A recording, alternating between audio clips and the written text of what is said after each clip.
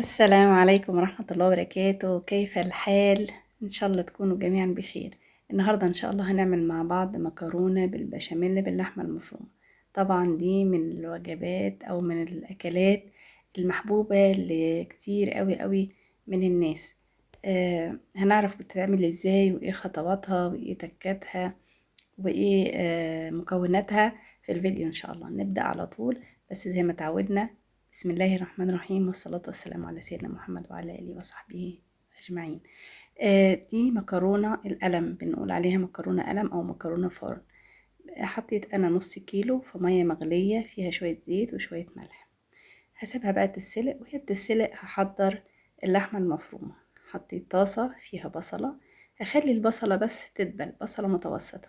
طبعا الكيس ده نص كيلو، وهنعمل عليها نص كيلو لحمة مفرومة، ممكن 400 جرام وممكن أقل من كده حسب المتاح.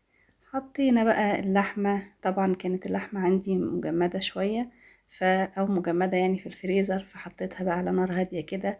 كل ما هتفك حبة كده هقلب فيها. وفي حلة تاني بقى، على ما اللحمة تفك كده هعمل ايه؟ هعمل البشاميل. زي ما انتوا شايفين كده بحركها، وكل ما يفك فيها جزء بقلبها كده على ما تفك شوية. طبعا هكون حطيت لها، طبعا ده انا مستعجلة يعني ما صبرتش عليها لما تفك لوحدها. لو انا عايزاها تفك لوحدها هطلعها من بدري شوية. هنا بقى في حلة تاني حطيت فيها شوية زيت على شوية سمن بلدي، معلقة سمن بلدي او معلقتين، وحطيت كوباية دقيق، كوباية معيارية أو كوباية عادية يعني.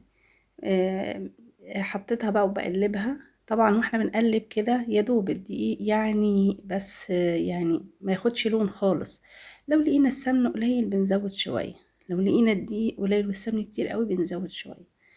انا بحط كوباية، في ناس بتعمل اقل يعني كمية الدقيق اقل، لكن انا بحط كوباية دقيق علشان بحب البشاميل كتير. وهحط عليها حوالي لتر وربع لبن تقريبا يعني، او اكتر كمان يعني. بفضي اللتر كله وبحط عليه كمان شوية، لان برضو ما بحبوش ماسك قوي في بعضه. حطيت هنا فلفل، كمون، كزبرة ناشفة، شوية ملح، حبات صغيرة كده، ربع معلقة تقريبا من كل حاجة، بتطعم قوي البشاميل. البشاميل هقلبه زي ما انتوا شايفين بسرعة علشان ما يتحرقش مني ايدي فيه على طول، ما بيسيبوش.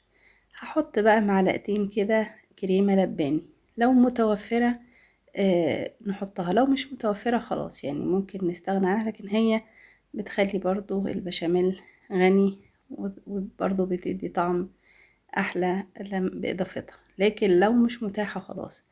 هنا بقى بكمل باقي اللبن.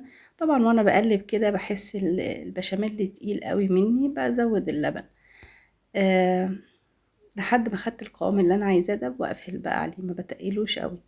هنا اللحمة كانت فكت تقريبا حوالي نصها كده، وابتديت بقى احط لها البهارات بتاعتها برضو، ملح وفلفل وكمون وشوية كزبرة ناشفة، لا كمون لا، عفوا، ملح وفلفل وكزبرة ناعمة، ورقتين لورا وفصين حبهان او اقل من ربع معلقة حبهان بودر كده. هنا هي استوت خلاص تماما، هطفي عليها. هنا بقى المكرونة كانت استوت، كنت بقول لكم ان انا بسويها قوي يعني، المكرونة اللي بس بعملها في الفرن بسويها قوي زيادة شوية عن المكرونة اللي بناكلها في صلصة. حطيت بقى جزء من البشاميل الاول. من البشاميل لما بيتعمل بفضي الاول من الحلة حبة كده على جنب في بولة او اي حاجة الاكتر، وبعد كده اللي بيفضل في الحلة هو اللي بخلطه على المكرونة لانه بيبقى تقيل شوية. بفضيه على كل المكرونة، طبعا باخد جزء منها ودهنت القالب زي ما شفتوا كده، وبعدين حطيت نص المكرونة المخلوطة في البشاميل، وبعدين فضيت عليها اللحمة المعصجة عندي. هساوي بقى اللحمة في الطاجن او في القالب بتاعي. ممكن تتعمل كمان في قالب اكبر من كده شوية، وممكن ده مناسب برضو يعني، سمكها مناسب. بلاش نعملها في حاجة اصغر من كده لانه بيبقى يعني سمكها عالي قوي، ما بتبقاش يعني، ما بتبقى كده اظرف يعني، ما بتبقى في مش عالية، ما يبقى سمكها عالي قوي.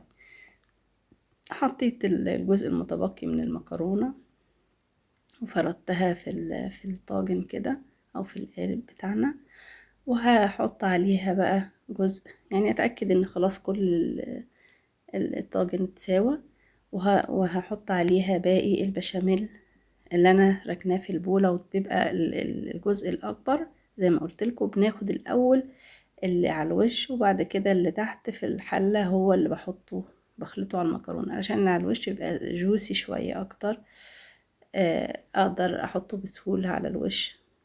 وانا بحبه بيبقى بالسمك اللي انتوا هتشوفوه ده، علشان يعني بيبقى احلى وهو جوسي كده، يعني سائل شوية مش خفيف قوي يعني، لكن بيبقى طعمه احلى في المكرونة حقيقي يعني.